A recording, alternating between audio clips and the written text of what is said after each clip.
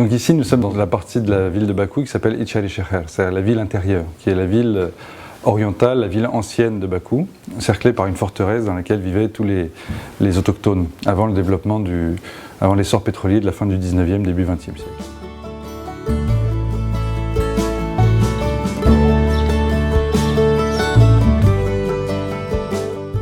Il se trouve que cette maison est une des rares très vieilles maisons conservées dans cette ville, qui est une ville qui a assez peu finalement de patrimoine architectural antérieur au 19e siècle. Et il se trouve aussi que cette maison, personne n'en voulait, ça n'intéressait personne, c'était une ruine.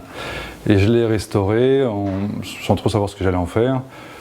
Et au fur et à mesure de la restauration, je me suis dit que j'allais en faire un espace qui serait ouvert à tous les Bakinois, tous les étrangers, pour qu'ils puissent, au sein même de la vieille ville, trouver un endroit où ils se sentiraient un peu, qui verraient à la fois le patrimoine architectural assez rare de Bakou ancien, et ensuite de sentir un peu à la maison et au calme par rapport à toute l'activité fébrile, disons, de la ville de Bakou, en dehors de la vieille ville.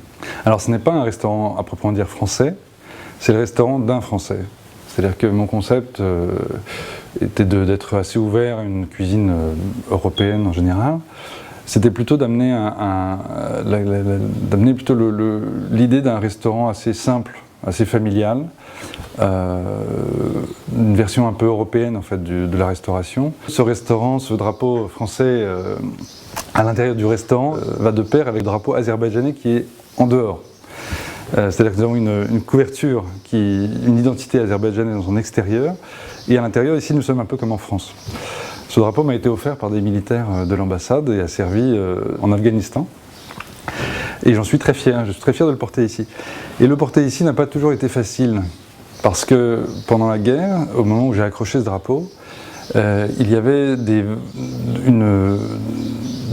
un vrai conflit un conflit médiatique entre la France et l'Azerbaïdjan, et les déclarations et les prises de position françaises posaient un vrai problème pour la diaspora française en Azerbaïdjan, parce qu'elles nous mettaient un peu en porte-à-faux vis-à-vis de la population, parce que le manque de neutralité de la France, le manque de neutralité officielle de la France, qui prenait des positions très claires en faveur de l'Arménie, d'abord était totalement incompatible avec le rôle de la France comme un peu médiateur dans le conflit azerbaïdjano-arménien, et nous mettait, nous, Français d'ici, dans une position très fragile. On nous reprochait beaucoup d'être des traîtres, de vivre ici, de profiter du pays, et en même temps de cracher sur ce pays. Donc moi, ma position personnelle était une position au contraire très loyale vis-à-vis de l'Azerbaïdjan, qui est une position sincère. C'est-à-dire que moi, j'ai un avis beaucoup plus nuancé sur ce conflit, sans être totalement endoctriné. Je n'étais pas du tout d'accord avec les prises de position françaises, qui souvent sont des prises de position qui révèlent une méconnaissance en fait du pays, de sa culture. Et donc j'ai choisi, malgré le contexte, d'accrocher ce drapeau en montrant que la France était ici présente et bienveillante, en tout cas en ma personne d'autres Français ici. Et c'était un choix qu'on a fait, une sorte de prise de risque. Mais finalement, ça se passe très bien, parce que les Azerbaïdjanais sont quand même très ouverts aux autres cultures et très ouverts à la France et à l'Europe. La vie à Bakou est une vie qui est, en tout cas, à partir du moment où on a un certain revenu, qui n'est pas d'ailleurs très élevé, on vit de manière très confortable à Bakou. C'est-à-dire que c'est une ville qui est très agréable, qui est extrêmement sécurisée, sécurisante, avec aucune oppression que ce soit, ni en termes religieux, c'est-à-dire qu'on ne sent aucune obligation d'adhérer à telle ou telle obédience ou de faire preuve de tel ou tel engagement. C'est-à-dire que c'est un pays qui est extrêmement laïque, absolument laïque.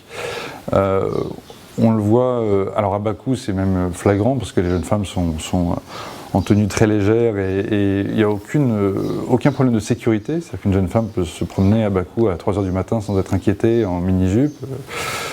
C'est un pays que je trouve finalement, enfin en tout cas Bakou est beaucoup plus sécurisant que même Paris, à part certains aspects. En province c'est un petit peu différent, là, il y a plus une approche plus traditionnaliste, mais qui n'est pas liée tellement à la religion musulmane, mais plutôt à la tradition du Caucase, qu'on peut retrouver aussi bien en Arménie qu'en Géorgie, qui n'est pas vraiment dépendante de la question musulmane en fait, c'est une question plus de tradition.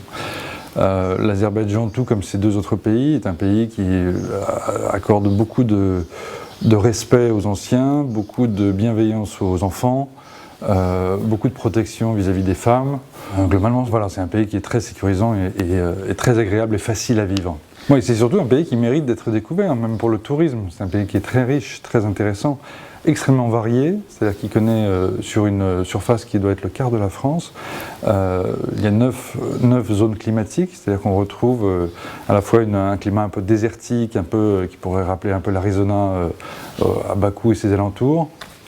Et ensuite, à 2 heures de Bakou, on se retrouve dans une partie très provençale, dans le sud.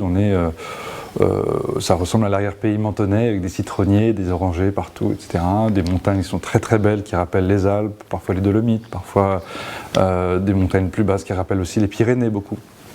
Donc c'est un pays qui est extrêmement varié en fait. Donc il y a à la fois la ville de Bakou qui est une ville extrêmement européenne, extrêmement pimpante, avec des ouvrages architecturaux époustouflants, avec des restaurants, un confort qui n'a rien à envier à l'Europe et avec des prix qui sont quand même beaucoup plus bas qu'en Europe. Ensuite, on a des régions qui sont très traditionnelles, très variées dans leurs coutumes, dans leurs ethnies, etc. Donc c'est un pays qui est très intéressant à découvrir. Je ne peux qu'encourager les Français, avant de porter un jugement sur ce pays, en tout cas, de venir le découvrir. Découvrir pas seulement sa capitale, mais aussi ses régions autour. C'est un pays qui est très facile à découvrir, très facile à arpenter en long, en large, que ce soit dans des conditions luxueuses, avec une voiture de luxe, ou que ce soit avec un sac à dos en liberté, en habitant chez l'habitant. C'est vraiment un pays qui est très facile. Voilà, donc bienvenue en Azerbaïdjan et n'oubliez pas de passer ici quand vous visiterez la vieille ville.